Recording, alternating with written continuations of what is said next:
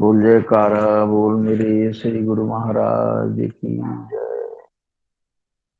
ओम अहिमियो जनयोगम सर्वदा वर्जयेद्यः पुनप्पमियो सुनारिं त्यक्तु कामो विरागी विषमियो विषयान्यो मन्यमानो दुरन्तान् जयति परमहंसो मुक्तिभावं समेति।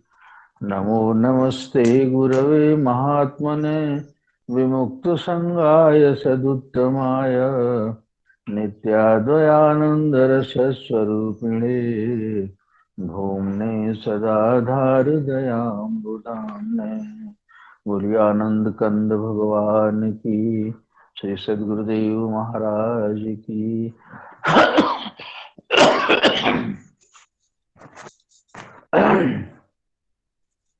परम पूज्य प्रातः स्मरणीय श्री सद्गुरुदेव भगवान की प्यारी संगत, इस पवित्र ध्यान साधना शिविर में भाग लेने वाले सभी मुमुक्षु साधक जिज्ञासुजन, भक्तजन, माताएं, बहनें एवं संतजन,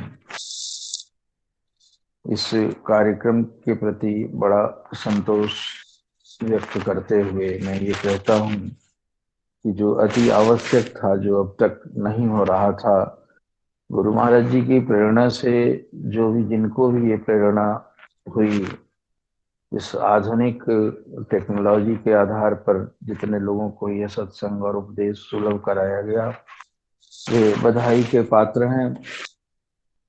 और इस तरह से सक्रिय देखता हूँ, इतना समर्पित होके, जिनको दरबार के सेवा के लिए ही नहीं और बाहर की आंतरिक साधना और उपदेशों के प्रचार प्रसार के लिए एक ललक है, एक धुन है, एक शौक है, वो बड़ा ही काबिल तारीफ है। और जो हम सीखते हैं, अभी योग ध्यान योग का सत्र पूरा किया, अभी परम स्नेही हमारे परम आत्मीय स्वामी ध्यान प्रेमानंद जी ने बताया, और वे दोनों महापुरुष बड़े एक्टिव होके इन कार्यक्रमों में भाग लेते रहते हैं, इसलिए वे सर्वथा आदर के पात्र हैं। हमें जो ध्यान साधना की विधि सिखाई जाती है, प्रायः हम उसको भूले रहते हैं। बहुत सारे साधकों को ये जिज्ञासा होती है कि जो दीक्षा के समय 10 साल, 20 साल, 30-30 साल के उपदेशी हैं, उनको भी इसका तरीका पता नहीं होता। प्राय वे गौण होते हैं, वे जाते हैं गुरु दरबार में, तन से मन से धन से सेवा करते हैं, वहाँ के कार्यक्रमों में उपस्थित होते हैं, लेकिन असली जो नाम उपदेश का भेद, साधना का तरीका गुरुजनों ने सिखाया, उससे अनभिज्ञ होते हैं। और दुनिया के इस व्यस्तता के बीच में आज इंसान को संभव भी नहीं हो पाता, जैसा बिजी लाइफ है लोगों का, लेकिन होना चाहिए। वही हमारा असली धन है, जिसके लिए अभी महात्मा जी ने कहा कि बाहर के धनों को इकट्ठा करने में तो हम बड़े तेज होते हैं और रात दिन सक्रिय होते हैं, अंदर का धन भी होना चाहिए। और उसकी विधि गुरुजनों ने बताई कि प्राण ही हमारा जीवन है, प्राण ही परमात्मा है, और प्राण ही का मोल है, धन है, जिसको जमा करने के लिए, जिसको जमा तो है ही, प्राण तो सांस तो लेते ही हैं, उसके साथ में सत्संकल्प करके उस प्राण को जीवंतता प्रदान करते हुए जो महापुरुषों ने उसको अनुभव किया है कि सांसा खाली जात है, क्या बताऊं क्या बजाऊं ढोल, एक सांस में जात है तीन लोक का मूल। कहा कि वो इतना ज्यादा कीमती है कि उसका तो कोई कीमत ही नहीं है, और तीनों लोक का मूल्य भी उसके सामने में तुच्छ होता है। अब वो कई कई मिसालों से गुरुजन बताया करते हैं कि कोई व्यक्ति जैसे मर रहा था, कोई राजा, और उसने कहा इतना धन दे दूं तो मैं बच जाऊं, लेकिन उसके कोषागार में धन इतना कहाँ था जिन्होंने कहा इससे नहीं बचाया जा सकता। उसके सुहृद और स्वजन थे जिनको कहा गया कि तुम इतना मुझे प्यार करते थे और तुम नहीं बचा सकते, वे भी नहीं बचा सकते थे। ये सिकंदर बादशाह की शायद हालत है। उसकी माता को, उसके सेना को कहा गया कि तुमने तो बड़े बड़े युद्ध मुझे जिता दिए और इस मौत के युद्ध से क्या तुम मुझे नहीं बचा सकते। उन्होंने कहा नहीं, मैं नहीं कर सकता, इस युद्ध को नहीं लड़ा जा सकता है। और तब सबसे हारा तो उसने कहा था कि अगरचे गर जहाँ के जर सभी मुल्कों के मालिक थे, सिकंदर जब गया दुनिया से दोनों हाथ खाली थे। तो दोनों हाथ खाली जो दुनिया सहेजने में लग जाते हैं, वो सब भी छूट जाता है तो खाली हाथ जाता है। भरा हुआ हाथ तो संत जाते हैं। इसलिए महापुरुषों के इस महाप्रस्थान को, जो उनके अंत्येष्टि होती है तो उस पर उनको पुण्यतिथि कहा जाता है। पुण्यतिथि लोगों की तो मृत्यु दिन होता है, उस दिन शोक मनाने का होता है। और महापुरुष के लिए कहा जाता है कि ये उनके जीत का दिन है, वो जीवन का जंग जीत के जाते हैं। कारण कि हर दुनिया की सारी वासनाएं, कामनाएं हमें उससे विरत करने के लिए, उससे डिटैच करने के लिए लगी हुई हैं और हमें उसी को संग्रह करना है। और सदगुरु का सानिध्य पाके, सदगुरु का तो सामीप्य पाके और उसको ही सहेजना और उसको ही बटोरना होता है।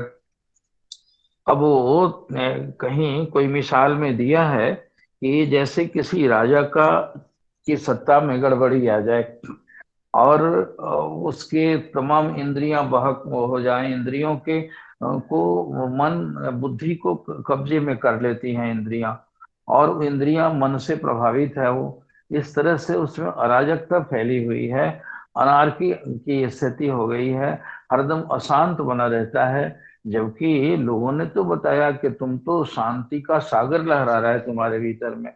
तो इसके लिए किया क्या जाता है कि जो बगल का राजा जिसकी सत्ता सुव्यवस्थित है और आत्मा से प्रकाशित है बुद्धि, और बुद्धि का नियंत्रण है मन पर, और मन का नियंत्रण है इंद्रियों पर, व्यवस्था ऐसी होनी चाहिए कि गाड़ी के ऊपर में सवार हो, न कि सवार के ऊपर में गाड़ी चढ़ा हुआ हो। और ये स्थिति हमारे साथ में, हमारे अंदर के राज्य में ऐसी स्थिति हो गई है।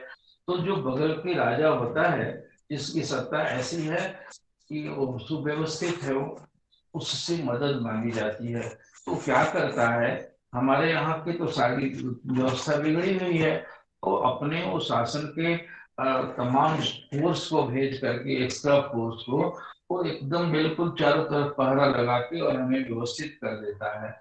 उसी तरह से हमारे अंतर सत्ता में जो अंतःकरण के चार प्रकार हैं, मन बुद्धि चित्त और अहंकार, ये अब अव्यवस्थित हो गए हैं। बुद्धि जो है मन के बस में हो गई है, और मन जो चाहता है उससे हाँ करवा लेता है, जबकि उस पर आत्मा का शासन होना चाहिए था।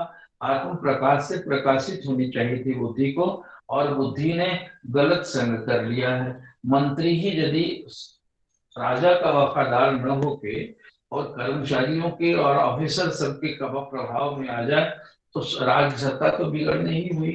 तो स्थिति ऐसी है कि बुद्धि हमें जो विशेष चीज दी गई है इंसान के शरीर के साथ में, वह आत्मा का वफादार होना चाहिए था। आत्मा जो सच्चित और आनंद स्वरूप है, उसके प्रति वफादार होना चाहिए था, लेकिन वफादार है नहीं। और जो भी गलत भी करता है मन, तो उसपे हामी भर देता है। तो उसके चलते अपना मनमानी करके ये दशानन जो बना हुआ, दसों इंद्रियों से भोग ग्रहण करते रहता है, जिससे हमारी आत्मिक सत्ता में विक्षोभ पैदा होता रहता है, हरदम अशांति बनी रहती है। इसको व्यवस्थित करना है। तो गुरु साहिब की कृपा से उन्होंने इसको नियंत्रित करके, उनको उस मन के हवाले करके, अपने मन को उनसे युक्ति मांगी जाती है। और उन्होंने युक्ति दी। क्या युक्ति दी? दीक्षा के समय उन्होंने मेरा तन मन धन और अर्पण करवाया। तो पिछले सत्र में मैंने कहा था कि ये तन और धन दो रोटी के टुकड़े हैं। ये जिस तरह से कुत्ता उसमें लिपटा हुआ रहे किसी रोटी के टुकड़े में, तो कुत्ते को दूर ले जाना हो तो वह समझाने से तो आप मानेगा नहीं, और न उसको हमारी भाषा समझ में आएगी। जबरदस्ती यदि करेंगे तो काट खाएगा, तो क्या उपाय है? उसी तरह से रोटी के टुकड़ों को दोनों को उठा के जहां पहुंचाना है वहां पहुंचा दें, कुत्ता पीछे से भाग के वहां चला जाएगा।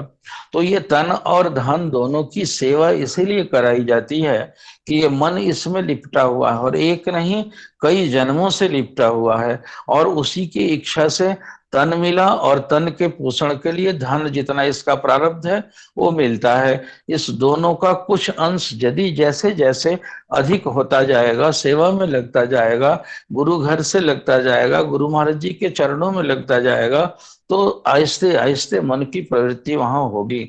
सीधे सीधे ऐसे ही मन को लगाने से ये लगेगा कि नहीं। तो इसको ऐसा करना है, शुरू में सेवा करके और गुरु महाराज जी के चरणों से अपना अनुराग बढ़ाना है। और वह अनुराग जैसे जैसे बढ़ता जाएगा, वैसे वैसे ध्यान जिसको कहते हैं, ध्यान कहते क्या है? ध्यान का मतलब होता है ख्याल करना। तो ख्याल तो 24 घंटे किसी न किसी चीज का करते हैं, लेकिन वह ख्याल वह बिखराने वाला ख्याल है, हमारी मनोवृत्ति को बहिर्मुख करने वाला ख्याल है। और वह ख्याल इष्ट के संकल्प में हो हरदम। तो कहिए कि फिर वही संकल्प से यदि इष्ट का ही ख्याल किया जाए तो दुनिया का काम कैसे होगा? सधने के बाद में, अभ्यास करने के बाद में होगा। अर्जुन जब परेशान होके भगवान श्री कृष्ण 6ठे अध्याय में अर्जुन को उपदेश करते करते कहते हैं, शुचौ देशे प्रतिष्ठाप्य स्थिर मासनम आत्मनः, स्थिर आसन में स्थित होके और पवित्र देश में तुम इसका अभ्यास करो। कहते हैं कि ये मन वाणी को इकट्ठा करके, इंद्रियों को संयत करके और त्रिकुटी में इसका ध्यान करो। तो ऐसा जब उसको समझ में नहीं आता है तो उसने उनसे बड़ी विकलता व्यक्त की कि कैसे करूं इसको, ये नहीं हो पाता है। तो उन्होंने शरणागति योग सिखाया। शरणागति का मतलब होता क्या है? शरण में आ जाना, आगति शब्द लगा हुआ है, और शरण में आ जाना तो हमारा शरीर आ जाएगा, धन आ जाएगा, लेकिन शरण में मन को लाना है, और वह धीरे धीरे धीरे धीरे आहिस्ते आहिस्ते लाएगा। जैसे लकड़ी के लट्ठे को, और यदि पानी में तैरते हुए को दूर जाके उसको छानना हो तो पहले उसके ऊपर बैठ जाते हैं और वह लकड़ी दूर तक जाती है। जैसे जैसे लहरें कमजोर होती हैं, उनको धक्का मारते मारते दूर ले जाकर वे महापुरुष किनारा लगाते हैं, तो लकड़ी उनके हाथ में लगता है। वह मजबूत लकड़ी का कुंदा यदि तुरंत ही अगुताए हुए चित्त से उसको किनारे लगाने चले तो वह उलट देगा और हम डूब जाएंगे, हमारा मकसद पूरा नहीं होगा। इसी तरह से हमारा मन जो है वह बड़ा वेगवान है, विषयों को पकड़ने के लिए इसकी गति प्रवृत्ति बहुत ज्यादा है। इसलिए धीरे धीरे पुचकार के, समझा के, लगा के, गुरु महाराज जी की महिमा सुना के और इस तरह से प्रेम पूर्वक उसको काबू में करना होता है। तो करने का जो विधि बताई जाती है उसमें आप देखते हैं कि एक आसन पर एक समय नियत कर लीजिए। थोड़ी सी मेहरबानी, अभी स्वामी जी कह रहे थे कि हमें अपने ऊपर कृपा करनी है। अपने ऊपर कृपा इतनी ही है कि 3 कृपा की बात कही जाती है। एक होती है भगवत कृपा, दूसरी होती है गुरु कृपा, और तीसरी होती है आत्म कृपा। भगवान ने कृपा की तो हमें इंसान का शरीर दे दिया, और शरीर मिला तो हमारी जिज्ञासा के मुताबिक हमें गुरु मिले, और गुरु ने उस साधन का तरीका बताया। तो बता तो दिया, लेकिन हम अपनी कृपा नहीं करते हैं, उसमें कंजूसी करते हैं। कारण कि गुरु महाराज जी ने शुरू में तो यही केवल बताया था कि तुम नाम जपो, और उसी को भूले रहते हैं। तो उस पर कृपा नहीं करेंगे थोड़ी से, तो फिर कैसे कृतार्थ हो सकेंगे? जीवन बनने का लक्ष्य दो। परमात्मा ने और गुरु ने 2 कृपा तो कर दी, आत्म कृपा अब करने की जरूरत है। और वह आत्म कृपा यही है कि थोड़ी देर तक आदमी को थोड़ा कठोर होके नींद को, जैसे अभी बताया गया, तो स्वामी जी बोल रहे थे कि ये 4 बजे भोर में ब्रह्म मुहूर्त कहलाता है। उस समय जगा देना, जग के और आसन में बैठ करके भजन का अभ्यास करना चाहिए। पूरा स्नान आदि न कर सके तो हमारे यहाँ की साधना में कोई वैसा कर्मकांड नहीं है, इसलिए इसको सहज योग कहा गया है। और आप सोए कर सकते हैं, बैठे कर सकते हैं, चलते कर सकते हैं, दुकान करते कर सकते हैं।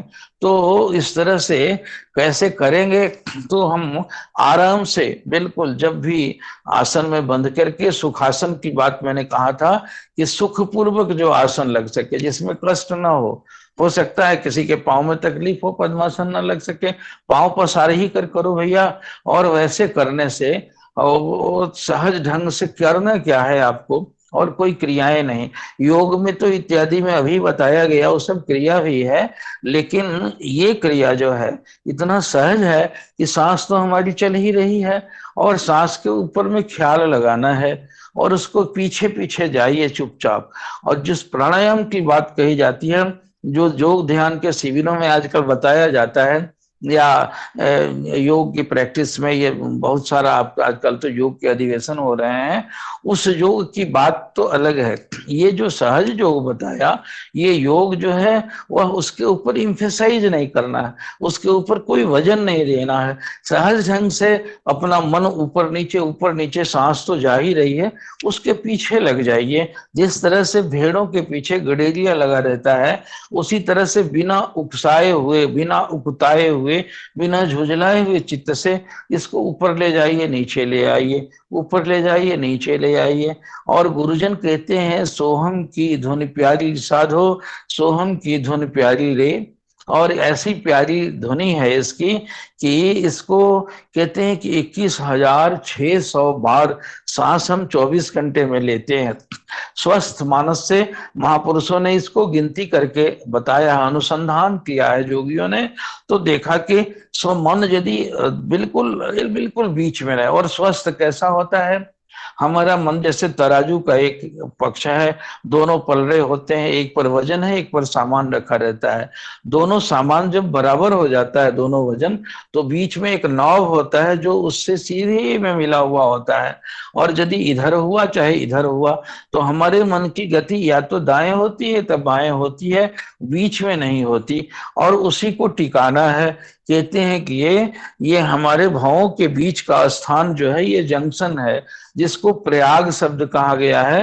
प्रयाग का मतलब है दो तीन नदियों के संगम को कहते हैं। तो यहाँ कौन सी नदियां हैं, तो बायां और दायां, ये ईड़ा और पिंगला नाम की दो नाड़ी है। कभी हमारी सांस दायां ज्यादा चलती है और बाईं सांस बंद रहती है, कभी बाईं चलती है तो दाईं सांस बंद रहती है। तो कभी ऐसे भोर का वक्त इसलिए अप्रोप्रिएट कहा महापुरुषों ने कि उस समय दोनों सम होके चलता है, और सम होके चलता है, ये दोनों का जंक्शन पॉइंट वही है जो भाव के आगे है। और फिर पीछे से एक मेरुदंड से पीछे के हमारे बैकबोन स्पाइन जो है, उससे एक मोटी नाड़ी आती है, जो हमारे बीच में गुप्त रूप से वो दिखती नहीं है, लेकिन वो आके उसी जंक्शन पर मिलती है। तो तीन धाराएं मिल गई, एक दाई, एक बाई, एक गंगा, एक जमुना, और सरस्वती गुप्त है, जैसे प्रयागराज को में स्नान करते हैं, तो वह वहां पर जाके तीनों का जंक्शन है, मिल जाते हैं।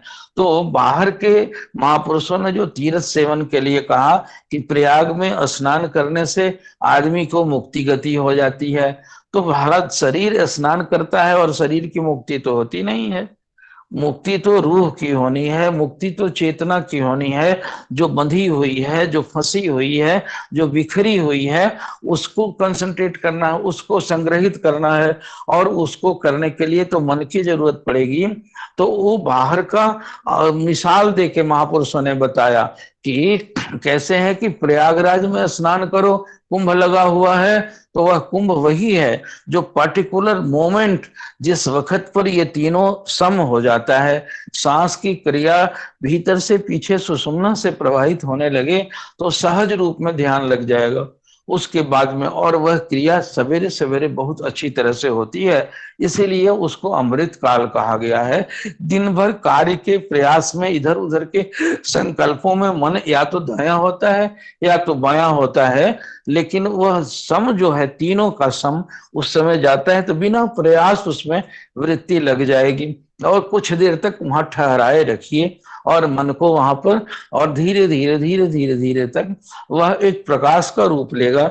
लगता है कि कोई दीवा दीवा जल रहा है, और वह दीवा धीरे धीरे आहिस्ते आहिस्ते प्रकाश बढ़ते बढ़ते बढ़ते बढ़ते वो आपके इष्ट के रूप में हो परिवर्तित हो जाएगा। वह धुआं शिखा की तरह से ध्यान द्वारा पकड़े रहने पर ऊपर की ओर चढ़ते जाएगा। और जहाँ ये चोटी रखते हैं जो माताएं लोग, देखो हमारी सारी व्यवस्था सनातन की ऐसी है जिसका आंतरिक ही कोई लक्ष्य है, जो इंटरनल कोई उसके ऊपर ही, कारण कि वही हमारा, इसी के लिए तो हमारा जीवन मिला हुआ है। माता लोगों का पति जो है वहां पर ये लगाता है बिंदी, यहाँ सिंदूर डालता है, और रास्ता वो तो बीच में ही करने का है, नाक के सीधे, और उसी से पकड़ के जाके, और पुरुषों को यहाँ चोटी लगाई जाती है, हिंदू लोग लगाते हैं, तो वहां चोटी। और दूसरी पद्धतियों में भी, मुसलमानों की पद्धतियों में टोपी लगाते हैं, चूंकि हिंदू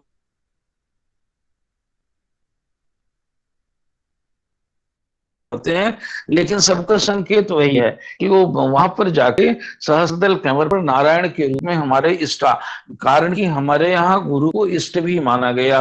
गुरु एक राहवर रूप है उनका, जो राहवरी करते साथ साथ चलते हैं। बीच में जो नाना प्रकार के चित्र विचित्र ढंग के नजारों में जीव को अटकने का, फंसने का चांस रहता है, तो वे उसको वहां से उठाते हुए ले जाते हैं ऊपर, और दिख पड़ता है कि जाके ब्रह्मांड के वहां जहाँ चोटी का स्थान है, वहां पर हमारे सदगुरुदेव ही इष्ट भी हैं और राहवर भी हैं। यहाँ से साथ जाते हैं, हमें गिरने से बचाते भी हैं, और ले जाके उपास से ही हमारे लक्ष्य भी बन जाते हैं। तो ये ध्याता, ध्येय और ध्यान तीनों का मर्ज कर जाता है एक में।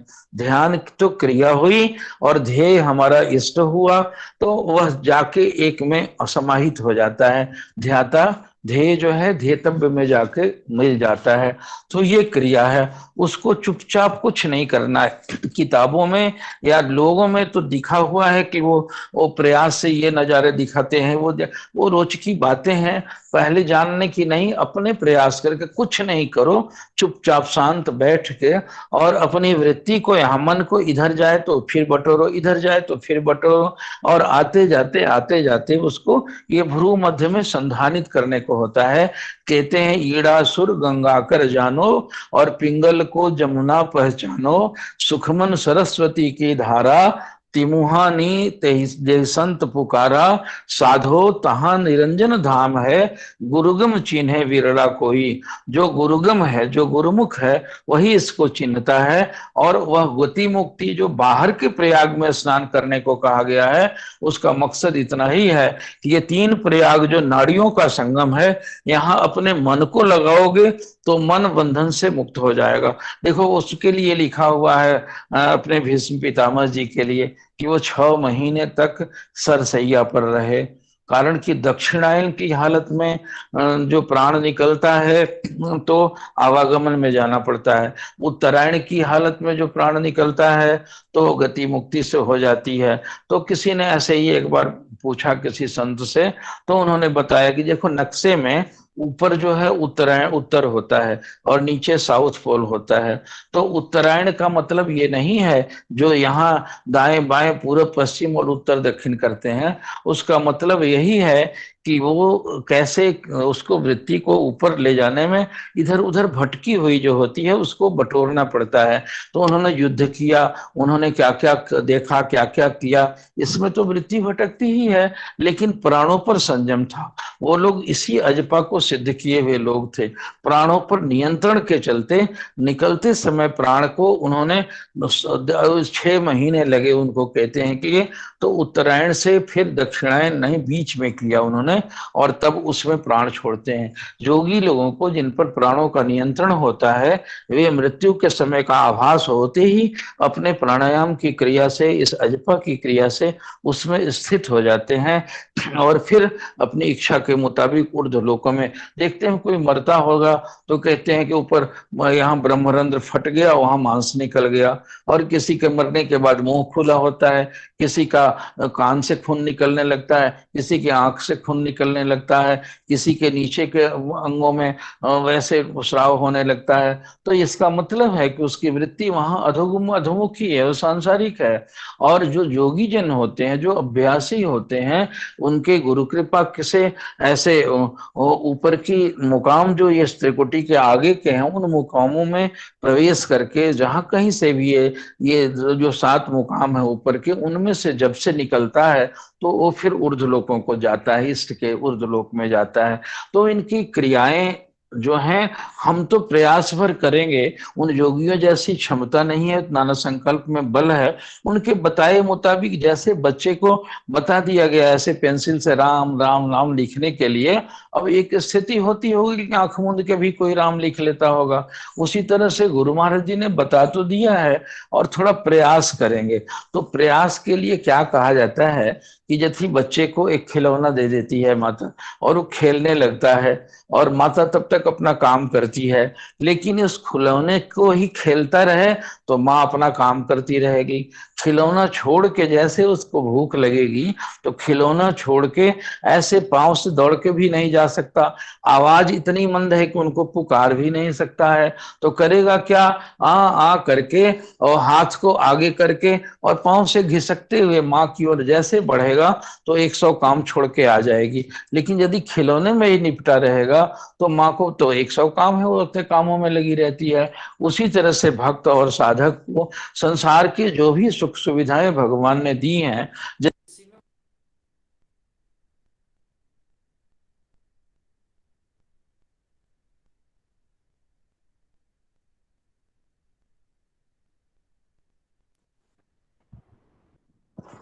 आप बताओ बीच में ये क्या करने लगा। तो माता दौड़ के आके उस बच्चे को उठा लेती है, भले ही सब्जी जल जाने देती है। उसी तरह से ये श्री गुरु महाराज जी के उस ग्रंथ में देखा गया है कि महापुरुष जो ध्यान भजन करने वाले होते थे, तो ध्यान में सुरती अटकी हुई है, अटकी ही है, ये ऊपर को उठाना होता है। तो सिरती जिनकी चढ़ने में दिक्कतें होती थी, वे श्री गुरु महाराज जी का जब दरबार खुलता था, उस समय गुरुमुखों प्रेमियों कह के जो आवाज देते थे, उस समय अटकी हुई सुरती उनकी ऊर्ध्वमुख हो जाती थी, ऊपर हो जाती थी, और वे समाधि में चले जाते थे। बहुत सारे महात्माओं की स्थितियों के बारे में बताया गया है, उसमें भूमिका में आप पढ़ेंगे श्री स्वरूप दर्शन में। तो ये भी हालत होती है। हम सिर्फ प्रयास करेंगे, हम उनकी आज्ञा समझ के वहां बैठने की आदत डालेंगे, और आगे को ले जाना तो इष्ट के प्रति जैसे ही लगन, जैसे ही हमारा प्यास बढ़ती बढ़ती जाएगी, वे हमें ऊपर को उठा के ले जाएंगे। ये कार्य उनका है। जैसे माता पिता नीचे बच्चा खेलता हो और बच्चा तो जा नहीं सकता, वो ऊपर से आके उतर के तो हमें ले जा सकते हैं। हम इसी लाइन के हैं। एक बिल्ली का बच्चा होता है, एक बंदरिया का बच्चा होता है। बच्चे के लिए बच्चा तो दोनों माताओं को प्यारा होता है, लेकिन बंदरिया के बच्चे को वो क्या देखते हैं, बच्चे उसी के स्तन से लगे होते हैं, बंदरिया के बच्चे। और बिल्ली के बच्चे को अब माँ खुद ही उनका गला पकड़ के ऊपर को ले जाती है। दोनों में अंतर है, ये बच्चा पकड़ा हुआ है और उसको माँ पकड़ी हुई है। तो बच्चे की पकड़ तो कमजोर है, वह उछल कूद यदि करता है ऊपर में, तो देखते होंगे कि बंदरिया डाली पर से कभी उसका मुंह छूट गया तो बच्चा बेचारा नीचे गिर के मर भी जाता है। लेकिन बिल्ली के बच्चे को मरते हुए नहीं देखे होंगे, कारण कि बिल्ली इस घर से उस घर इतना कायदे से उसके गले को पकड़ती है वो भी, और उस गले पकड़ को ले जाके कहीं का कहीं रख आती है। तो एक भक्ति का रास्ता हुआ और एक ज्ञान का रास्ता हुआ।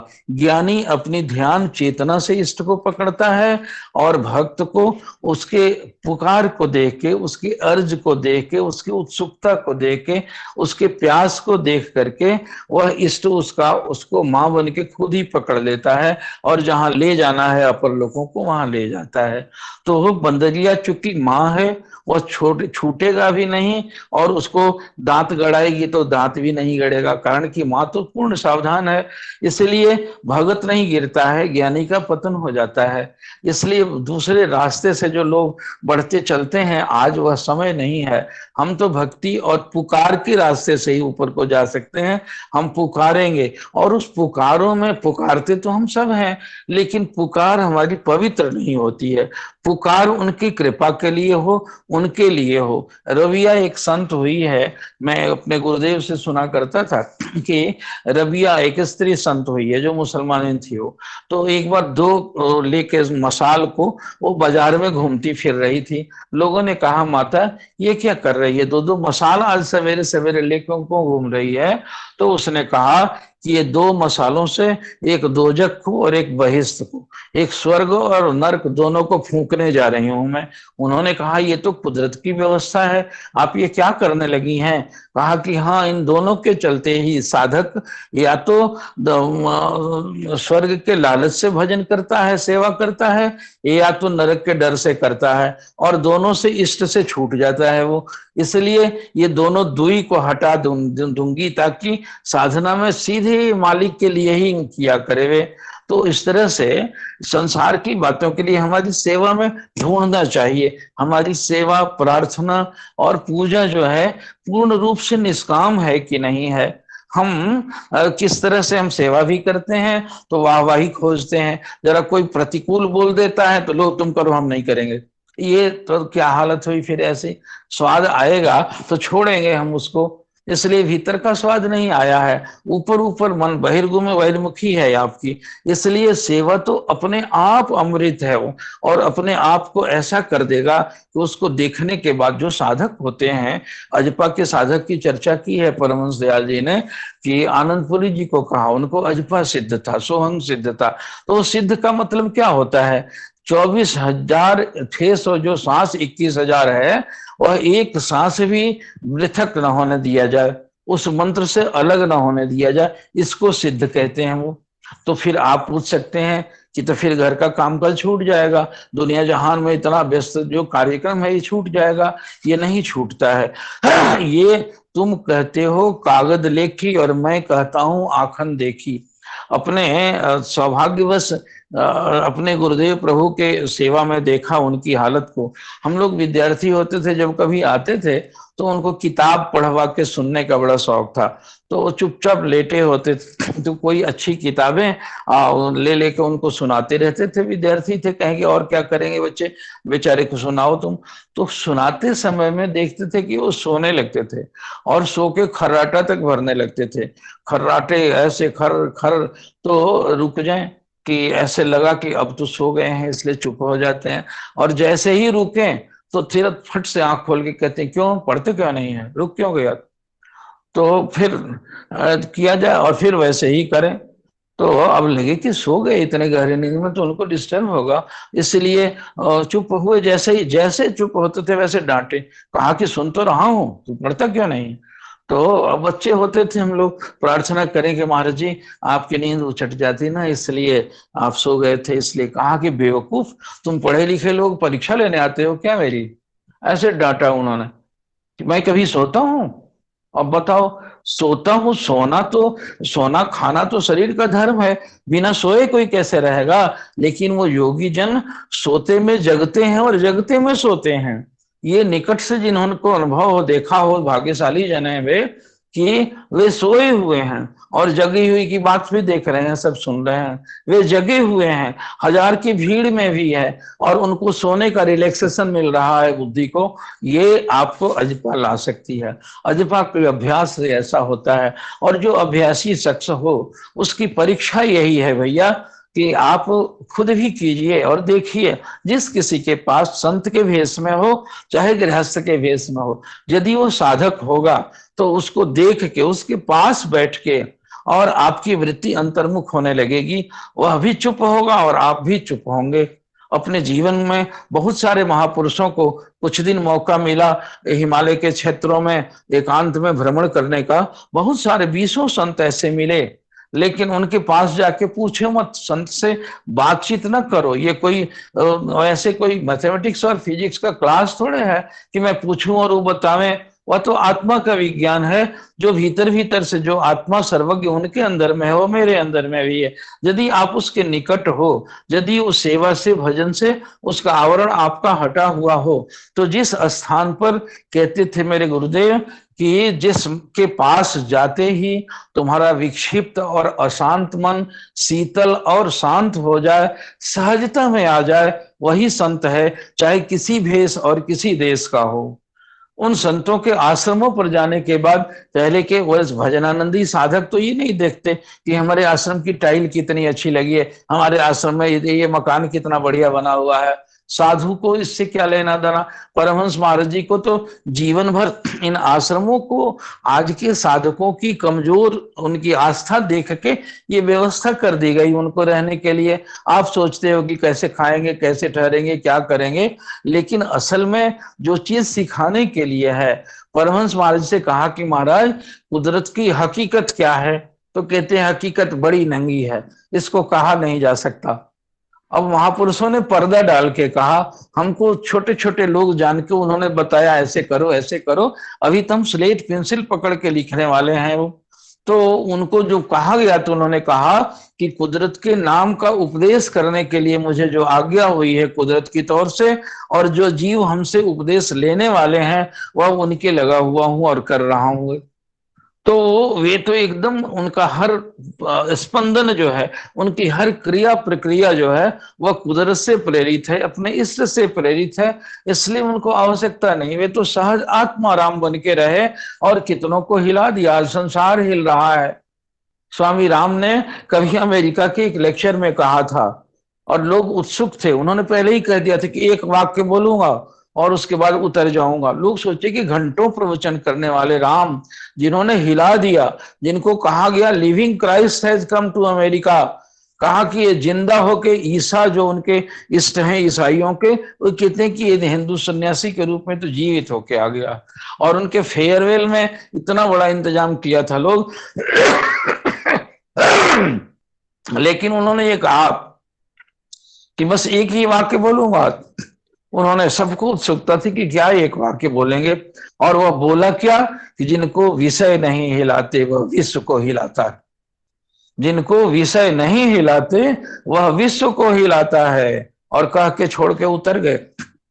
और वे महापुरुष कि विषय ही तो हिलाता है। विषय 5 हैं, शब्द, रूप, रस, गंध और स्पर्श।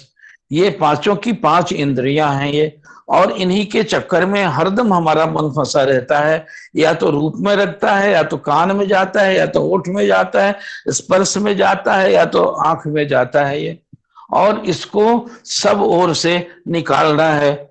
और कितना कठिन है ये, और उसको फिर ऊपर की ओर चढ़ाना है। इसीलिए महापुरुषों ने कहा कि चींटी चली बाजार को, चींटी चली चली पहाड़ को, और क्या नौमन गट्ठर लाद, कि चींटी चली है पहाड़ का दुस्साहस करने वाले, और 9 मन का गट्ठर लाद ले। बताओ इसकी औकात कितनी है, और 9 मन का गट्ठर लाद के कैसे जाएगी। वैसे हमारा संकल्प जो है इतना ही कमजोर है। दुनिया का गट्ठर हम राग कहीं बना के, कहीं द्वेष बना के, नाना प्रकार की इच्छाओं को पाल के चलते हैं, इसीलिए चढ़ता नहीं है। चढ़ेगा यदि सहारा मिल जाए तो। गुरुदेव एक बात कहते थे कि यदि चींटी को कह दे कि कोई काबा शरीफ जाने से वहां उद्धार हो जाएगा तुम्हारा, तो चींटी काबा शरीफ जा सकती है? या किसी तीर्थ पर बड़े बद्रीनाथ जाने को कह दे तो वो तो एक हवा का झोंका उसको कहां से कहां कर देगा। कितने जीव जंतु हैं, कुचल जाएगी वे। एक बड़ा उड़नबाज कोई परिंदा हो जिसके पर में वो चिपक जाए, जिसके पांव में वो चिपक जाए, हाँ चिपके इतना दृढ़ता से कि जो उड़े भी, फड़फड़ावे भी तो छूटे नहीं, तो उड़ा के उसको ले जा सकता है। तो कहते थे कि सदगुरु वही परिंदा है जो उस अपर लोकों को, मालिक के लोकों पर गया हुआ नीचे उतर के हमें ले जाने के लिए आया है। मुझे इतना करना है कि दृढ़ता पूर्वक अनुराग से बांधा जा सकता है उसको। रस्सी कोई थोड़े है कि बांधा जा सकता है। वो अनुराग से, अपनी धारणा से, अपनी वृत्ति से उसके चरणों में अपने आप को इतना बांध दो, इतना बांध दो कि दुनिया की कोई परिस्थिति आ जाए, कोई मर जाए, कोई जी जाए, कोई कुछ हो जाए, दुनिया में तो ऐसे ही आंधियां चल रही हैं और उनमें फड़फड़ाहट इसी को कहते हैं। इस लौकिक बात की फड़फड़ाहट में उनका चरण छूटने न पावे। बहुत शोक की परिस्थिति भी भक्तों के सामने आ गई और उन्होंने उस दिन में भी अपने को उबार लिया। वो परीक्षा की घड़ी है, तुम्हें बहुत ज्यादा खुशियों का की परिस्थिति आ गई तो खुशियों में भी भूलता है। कहते हैं कि फर्क इतना ही है, एक लोहे की एक सोने की है। वो है कड़ी दोनों, सुख भी और दुख भी, एक सोने की है तो एक लोहे की है। वो किसी फकीर को के सामने कोई उसका मुरीद गया तो उसने पट्टी बांध रखी थी माथे पर। जाते ही कहा कि क्या दिक्कत है भैया? तो उसने कहा कि सिर में बड़ा दर्द है महाराज, इसलिए बांध रखी है हमने। तो उन्होंने कहा कि अरे ये भी क्या यारी है तुम्हारी, रोज जिसने 30 दिन में 29 दिन तुमको हंसाया उसकी खुशी का तगमा तो कभी नहीं बांधा तूने कि हाँ आज बड़े मौज में हूं मैं। ये तो नहीं कहती भी ना, उसको तो छुपा लेगा तुम। और एक दिन यदि वो चोट ही दे दिया तो क्या यही तुम्हारी है कि तुमको कहते चलते हो? खुशी के दिनों को अच्छा कहने वाला तो भगत हो सकता है, गुरुमुख हो सकता है कि प्रभु आपका दिया हुआ है। माँ का चुम्बन जितना प्यारा है थप्पड़ भी उतना ही प्यारा होना चाहिए। जब थप्पड़ भी प्यारा लगने लगे तो समझो कि इष्ट की मेरे ऊपर कृपा होने लगी।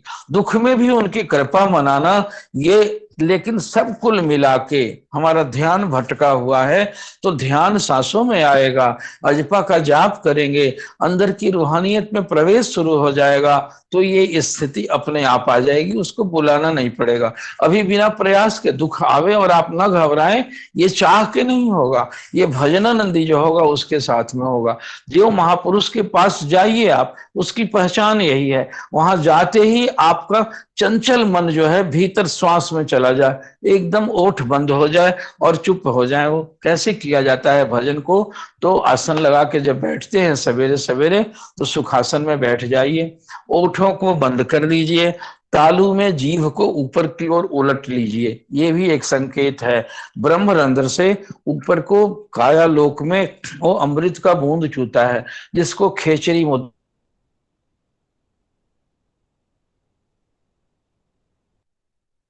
ऊँट को वे के जीभ को ऊपर को रस लेने के लिए उलटते हैं। फिर बाद बाद में हठ योग इत्यादि क्रियाओं में और कुछ होता है, लेकिन सांकेतिक रूप से हमारे यहाँ बताया जाता है उस जीवा को उलट लीजिए, तालू में लगा लीजिए और आंखों को बंद कर लीजिए। बंद करके शांत कीजिए और मन को सांस पर ले जाइए। ऊपर नीचे चढ़ाते चढ़ाते बाहर भटका हुआ मन सांसों पे आ जाएगा और 5 मिनट 10 मिनट तक सांसों की क्रिया करने के बाद में अपने दोनों अंगूठों को कान के रंध्र में, कान के छेद में डाल दीजिए ताकि बाहर के की आवाज न सुनाई पड़े। और 2-3 आंखों को आंख के ऊपर में डाल दीजिए, 2-3 उंगलियों को, और धीरे धीरे धीरे धीरे दाहिने कान की ओर कोई आवाज आती है।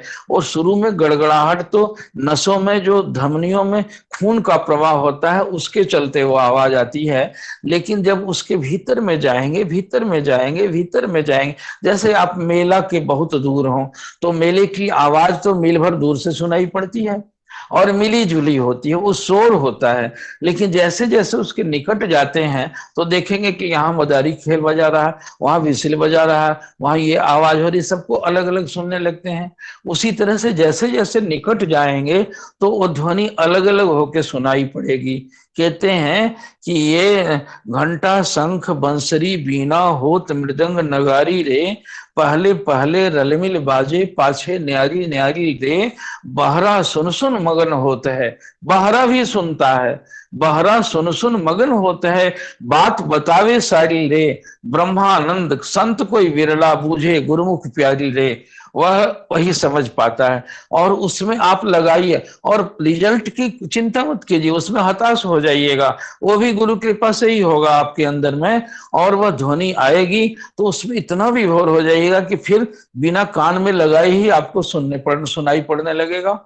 और फिर थोड़ी देर के बाद ये क्रिया करने के बाद दोनों अंगूठों को, एक बीच का मिडिल फिंगर जो लंबा वाला है और एक अंगूठे को, दोनों आंखों को मींज के आहिस्ते आहिस्ते, दर्द न करे, और दोनों उंगलियों के बीच में दो आईबॉल को फिक्स करते हुए भीतर के कोने में उसको हल्का सा दबाइए।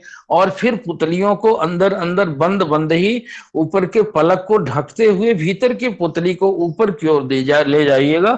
तो देखिएगा लीलार के साइड में चमकारा हो रहा है और मिला जुला प्रकाश चम चम जाएगा आएगा, जाएगा आएगा, जाएगा आएगा, और उसमें वृत्ति को टिकाइए। वह वृत्ति धीरे धीरे एक हो जाएगी, फैली हुई रोशनी एक हो जाएगी और आपके त्रिकुटी पर एक दिए की लौ की जैसे होगी, और वो प्रकाश दिनों दिन आपके अभ्यास से बढ़ता जाएगा। अब ये क्रिया न बहुत उगता के करने की है और नहीं होता है तो उससे निराश भी नहीं होने की है। सदगुरु से प्रार्थना कीजिए कि हे महाराज, मेरी आंतरिक वृत्ति जो अभ्यास में सिखाया है उसमें हमें भजन में मन लगने लगे, और धीरे धीरे लगते लगते लगते लगते भीतर के राज खुलते जाएंगे। महापुरुषों ने उसको बड़ा सांकेतिक रूप से हमें समझाया। और अभी प्रारंभ में जैसे बच्चे को स्कूल में पढ़ना सिखाया जाता है, उसको स्लेट पकड़ाया जैसे सिखाना पड़ता है, और जिस तरीके से छोटे छोटे उपायों से गुरु लोग, शिक्षक लोग जिसको बताते हैं, उसी तरह से महापुरुषों ने हमें दीक्षा के समय में सांकेतिक रूप से कह दिया। किताबों से पढ़ के नहीं होता, वो तो कृपा से ही होता है, उसकी मेहरबानी से ही होगा, उसमें तरक्की होगी और धीरे धीरे हम ऊपर होते जाएंगे। हाँ, इसके लिए अनुकूलता होती है। आप यदि गुरुद्वारे में जाए, आप यदि जाते हैं, आप श्री नंगली साहब जाके बैठ के देखिए, सदगुरुदेव भगवान की पावन मूर्ति को आंख खोल के निहारते निहारते धीरे से आंख बंद हो जाइए। देखिए, बिना प्रयास मन जो है आपका शांत हो जाएगा। इतना पवित्र और दिव्य है कि वह दूसरी जगह नहीं होगा, आपको अपने घर में नहीं होगा। बाजार में अकेले भी बैठने की कोशिश कीजिए, आंख को तो चंचल बना रहेगा, और आप वहां बैठिए। इसी को गीता सुचौ देश के, सूची कहते हैं पवित्रता को। और वह पवित्र देश जो पूजा से, पाठ से, गुरु महाराज जी के उन बातों से और या भक्तों के सद्भावना का जो परमाणु है वहां पर इतना सशक्त है कि वो एकाएक बहुत बहका हुआ मन भी वहां जाके बिल्कुल अनायास शांत हो जाएगा। इसीलिए वह वैसे देश में, एकांत में, जलाशय के बीच में, वन प्रदेश में, या किसी तपस्वी महापुरुष के आश्रम में जाके देखिए तो ऐसा होगा। वह आश्रम तो आजकल बड़े भारी तरह तरह के साजो सामान से भरे हुए हैं, वैसे आश्रम नहीं। जहां भजन होता हो, जहां भजन का प्रताप हो, या महापुरुष के सत्कर्म तो होता ही है आश्रमों में, फिर भी वो आश्रम आपके घर से अच्छे हैं। इसलिए प्रयोग के तौर पर कभी कभी अपने व्यस्त कार्यक्रमों में समय निकाल के, मन आपके दुनियादारी में एग्जॉस्ट हुआ रहता है, उसी तरह से रिचार्ज करने के लिए जैसे बैटरी को जाके कनेक्ट कर दिया जाता है चार्जर से, तो वो चार्जर है ये स्थान, गुरुओं के घर, उनका संपर्क, उनका सानिध्य। और महापुरुष के पास में जाके बैठिए। बातूनी नहीं होना चाहिए, भीतर की बात अपने आप, आपकी आत्मा गुरु भी है। वो जैसे बाहर के बंधन कम होते होते वो सूक्ष्म से सूक्ष्म होता जाएगा, तो आप पाएंगे कि मेरी आत्मा ही, गुरु महाराज जी बैठ के उसमें आपको प्रेरणा देने लगेंगे और प्रेरित होकर आगे बढ़ जाइएगा। इसलिए बातों से नहीं, अब काम से अपने को थोड़ा सा आराम करके, और देखो प्रयास करना हो ना, आप कोशिश कीजिए कि आज नहीं जग सके हम, तो अफसोस भी ध्यान ही है। अफसोस कीजिएगा तो यदि आप जग गए हैं तो एक संतोष होगा, तो संतोष में तो चलो आज मैंने किया, नहीं किया है उसको भी निरर्थक मत समझिए। यदि भजन करते वक्त नींद भी लगती है तो उसको भी योग निद्रा कहा गया है हमारे यहाँ की, वो योग निद्रा है। और प्रयास में तो लगे हुए हैं ना, तो प्रयास के लिए भूख जो जगी हुई है, वह पश्चाताप होता है कि हमसे नहीं हो सका। एक ने गुरु महाराज जी से कहा कि महाराज आपका भजन सीखा तो है लेकिन नींद खुलती नहीं है। अब करें क्या, आपने तो बाहर के कामों में तो अब आवाज कैसे सुनोगे, बाहर में हल्ला गुल्ला हो रहा है तो।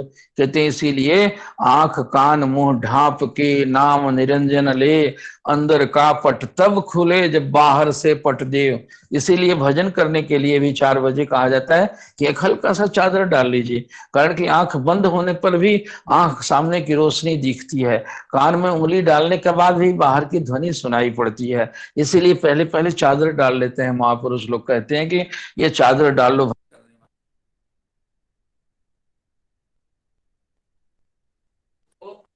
को ढक करके, और उस नाम को लेने लेने से और धीरे धीरे धीरे धीरे सहजता प्राप्त हो जाएगी।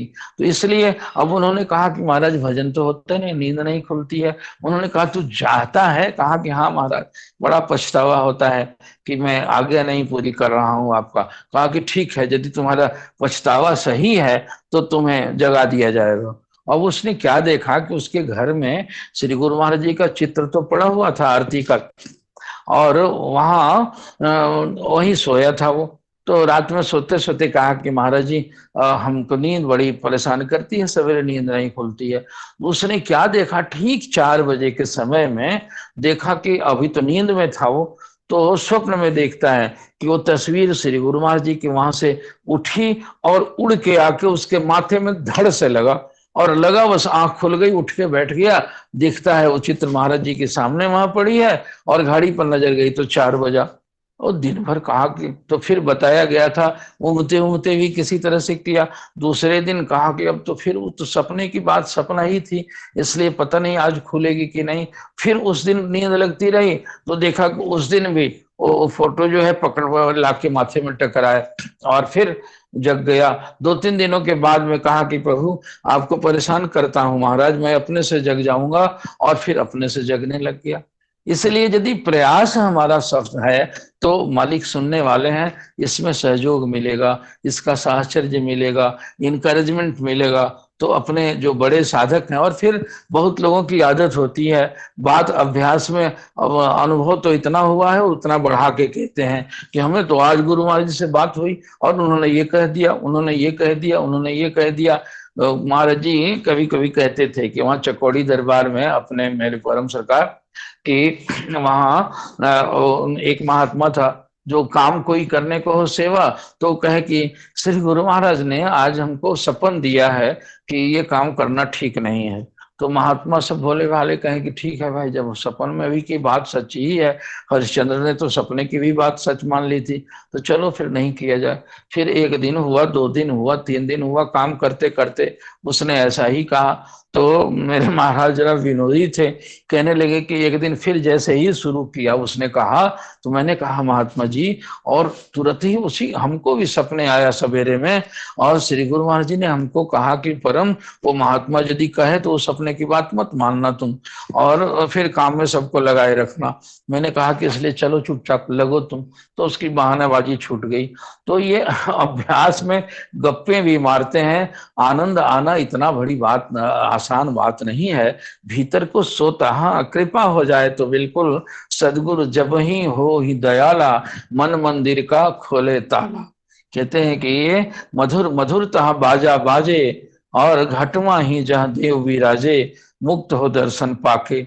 ये कहा तो है, लेकिन अंत में जोड़ दिया कि ताला जो है वह चाबी मालिक के हाथ में है। ये सदगुरु जब दयाल होंगे तो आसानी से ताला खोल देंगे और भंडार मिल जाएगा। अपने से लाख माथा पीटोगे, लाख झकझोरोगे तो ताला नहीं छूटेगा। इसलिए हर हालत में उनकी दुहाई करना। ये ब्रह्मानंद जी, कबीर इत्यादि के भजन को सुनिए, सब कुछ के जिक्र और उसका बताते बताते अंत में कहते हैं कि ये गुरुगम चिन्ह है, विरला कोई। ये गुरुगम वाले ही चिन्हते हैं, और विरला जो प्रयास करते हैं तो उनका पतन भी। बहुत सारे महाराज कहते थे हमारे कि देखो, ज्ञानियों का, ध्यानियों का, तपस्वियों का पतन होते देखा गया, लेकिन सेवक का पतन नहीं होते देखा गया। उसकी माँ बिल्ली के बच्चे की तरह उसका गला पकड़ के ले जाती है। करना इतना ही है कि माँ माँ माँ कह के प्रयास तो करो कि माँ मुझे बचा ले चलो ना, यहाँ खतरा हो रहा है, किसी दूसरे जगह पर ले चलो ना, तो माँ ले जाएगी। इसलिए दुनिया में खतरा है, फसावट है, निराशा है, हताशा है, दुख है, असंतोष है, क्लेश है, कलह है। हे मालिक, इससे अपने को छुड़ा नहीं पाता हूँ। मेरा ध्यान अभ्यास इतना कमजोर है, इसलिए आप अपनी कृपा से बिल्ली की मां बन के मुझे आप उठा ले चलिए। ये भगत की पुकार है, भगत का रास्ता है, और इसी तरीके से हम कामयाब होंगे। ये ध्यान साधना शिविर में नियमित रूप से आप भाग लेते रहिए, और थोड़ी थोड़ी प्रेरणा मिलती जाएगी। प्रयास कीजिए, बाकी आगे का सहारा देने वाले मालिक हाथ बढ़ा के आपको लेते जाएंगे। गुरु दरबार में हाजिरी, और वैसे सूची देश में अपने को स्थित करके जाके वहां भजन कीजिए, शांत होकर बैठिए, और फिर उसका आनंद लीजिए। सेवा से उसमें प्रवृत्ति आएगी, सेवा से आपका अनुराग बढ़ेगा, सेवा करने से, त्याग करने से आपका प्रेम बढ़ेगा। तो दोनों साथ साथ, सेवा और भजन, भजन और सेवा दोनों एक जैसे। पिछली बार कहा था, एक बर्तन मांजना हुआ सेवा करना, और पानी से धोना जो हुआ वो पखारना हुआ, वो ऐसे भजन करना हुआ। तो दोनों सेवा, एक ही बार केवल मिट्टी ही मलते जाइए, सेवा सेवा, तो सेवा का अहंकार भी बनता है। भजन भी करते जाइए तो अंधेरा दिखाई कुछ नहीं पड़ेगा, तो हताश होके छूट जाएगा। इसलिए सेवा के बाद बैठिए भजन में, और भजन के बाद तो दौड़ के सेवा कीजिए। दोनों साथ साथ करते, जैसे ईंट की दीवार बनती है तो गारा के बाद ईंट, ईंट के बाद गारा, गारा के बाद ईंट, ईंट को सीधा रख दिया जाए केवल, तभी गिर जाएगा। गारा को ही चुपचाप जमा कर दिया जाए, तब भी गिर जाएगा। दीवार तो तब बनेगी कि हर ईंट के लेयर बाई लेयर, गारा भी और ईंट भी, गारा भी और ईंट भी, तो धक्का देने पर भी नहीं गिरेगा। इसलिए सेवा से ही बहुत सारे संगतों में, बहुत सारे सत्संग के आश्रमों में पैटर्न चलाए हुए हैं लोग, ध्यान का पैकेज कराते हैं। इतना फी जमा कर दिए, महात्मा जी गए और आए, वो लेक्चर दिए ध्यान पर, आधा एक घंटा बैठ लिए और आके खुश हो गए कि हम तो ध्यान का पैकेज करके आते हैं। वो ध्यान ध्यान नहीं होता है। जो सही ध्यान महापुरुषों ने, अनुभवी महापुरुषों ने बताया कि सेवा से अपने मन को तोड़ो, और उसका अपने धन को लगाओ, अपने तन को तोड़ो, इसका तमोगुण मिटेगा, कटेगा, टूटेगा, तभी तो भजन में मन लगेगा। और भजन नहीं करोगे तो सेवा का अहंकार बना लोगे। इसलिए दोनों साथ साथ करते करते करते करते रूहानियत में हमारा प्रवेश मिलेगा, सदगुरु के मंजूरे नजर होंगे, और हमें शिष्य बनने की सार्थकता प्रतीत होगी कि हाँ, सचमुच ही सदगुरु के चरणों में आने से मेरा जीवन कृतार्थ हो गया। वे जिस भवसागर में तारने की बात करते हैं कि परमार्थ हित अवतार जगत में गुरु जी ने ही है लीना, यही परमार्थ है। परम और अर्थ दो मिला हुआ, परम मतलब एब्सोल्यूट, जो बहुत बड़ा, जो सत्य है, उसके प्रति हमको लगा देना। हमारी बाहर की व्यवहारिक क्रियाएं भी, हमारी सांसारिकता भी भजन और सेवा बन जाए, ये युक्ति गुरु दरबार में प्रैक्टिकल कराने के लिए ये आश्रम बनाए जाते हैं, गुरुओं के चरणों में जाकर सीखा जाता है, और उसका प्रैक्टिकल रूप आप अपने घरों में करते हैं। तो दोनों को साथ साथ करते करते हमारा उबार होगा, और हमारी रूहानी, और फिर आप बकवादी नहीं होगा। भीतर का अभ्यासी जो होगा, वो उसकी जीभ सटी होगी, उसकी आंखें ऊपर की उठी होंगी। अभ्यासियों का लक्षण बताया है कि उसकी पुतली का ऊपर की ओर संधानित होता है। नीचे जो विषयी लोग हैं उनको देखेंगे, उनकी आंखें नीचे की ओर होती है, नीचे की ओर इंद्रियों में रमण करती है। और जो भजन करने वाले हैं उनकी ऊर्ध्व दृष्टि संपन्न कहा जाता है कि ऊपर की ओर पुतलियां तनी होती हैं, और वे ओठ बंद होगा, वे जैसे कुछ पढ़ते हो। इस तरह से वृत्ति अंतर्मुख होती जाती जाती आपका एक व्यक्तित्व डेवलप हो जाए। व्यक्तित्व डेवलप का मतलब नहीं कि भजन करके आप मनहूस हो जाएंगे। उसकी हल्की मुस्कान भी एक, बिल्कुल लगेगा कि भीतर में, आप देख लो कमरे में यदि रोशनी जल रही हो, तो रोशनी जल रही हो तो दरवाजे सब बंद होंगे, तब भी किसी न किसी कोने से पता चल जाएगा कि भीतर में रोशनी हो। और यदि दरवाजे सब खुले ही हों और भीतर में हो अंधेरा, तो क्या करोगे? इसलिए बकबक करके अपने को जोगीराज बता भी दिया जाए, और भीतर में हो अंधेरा, उसमें पारा कुछ नहीं है, खाली मशहूरी के लिए किए जाते हैं, तो कोई मतलब नहीं हुई है। भीतर में यदि अभ्यासी है वो, तो उसके पास बैठ के उसकी हंसी, मामूली हंसी देख के, और उसका मौन मुस्कान भी बहुत कुछ दे जाएगी। और उसके छूने से, उसको देखने से, उसको याद करने से भी आपकी भी प्रवृत्ति भजन में हो जाएगी। ये सब होने लगेगा, ये आगे के चक्रों में होता है। इसलिए गुरु भगवान जी की प्रेरणा से जो कुछ भी आज अपने 50-60 साल के इस साधु जीवन के अनुभव से जो सीखा और समझा, उन संतों की कृपा से, उनके चरणों को, किताब पढ़ा नहीं मैंने है। किताब लोग कहते हैं कि बहुत पढ़े लिखे हैं, तो पढ़े लिखे अंग्रेजी मैथमेटिक्स पढ़े हैं कि ये किताब थोड़े पढ़े हैं? पढ़े हैं यही महापुरुषों के भावना को पढ़े हैं, उनको देखे हैं श्रद्धा पूर्वक, उनके चरणों को छुए हैं, उससे जो कुछ भी मिला। और वाणी से सेवा करने की आज्ञा थी दरबार की तरफ से, ये भी उस मालिक का प्रसाद समझे कि प्रेरित करके उन्होंने क्या कुछ कहलाया है। यदि कोई मेरी अबूझ और इस तरह से कोई अशुद्धि त्रुटि आपको या प्रगल्भ होकर कुछ कह गए हों तो उसको क्षमा करेंगे। और अच्छी बातें यदि कोई प्रेरक मिली हो तो सदगुरुदेव भगवान का प्रसाद समझ के आप उसको ग्रहण करेंगे। हरिओम दत्सत। बोली दयालु सदगुरुदेव महाराज।